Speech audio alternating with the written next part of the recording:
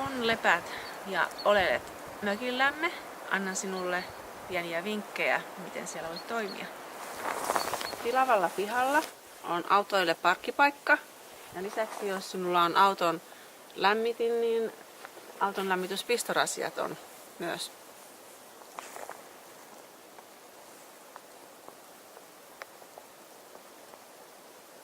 Mökissä on takka ja puulämmitteinen kiuas. Polttopuut löytyy tästä mökin vierestä siihen varatusta paikasta. Lomasi aikana voit laitella jätteet energiajätteisiin ja sekajätteisiin. Lisäksi lasit erikseen muovipusseihin. Mökillä on lajitteluohjeet. Jos haluat, että ovi ei lukkiudu, kun olet ulkona ja avain on sisällä, niin voit säätää sitä tästä. Astianpesukonetta käyttäessäsi muista kääntää tämä pieni hana yläasentoon, niin astianpesukone toimii.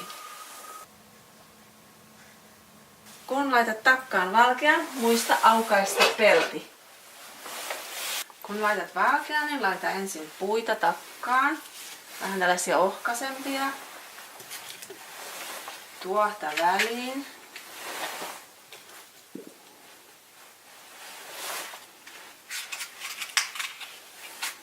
Sytytetään.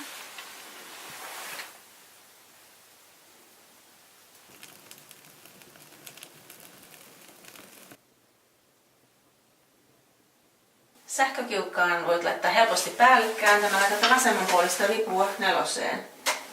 Toiseen ei tarvitse koskea.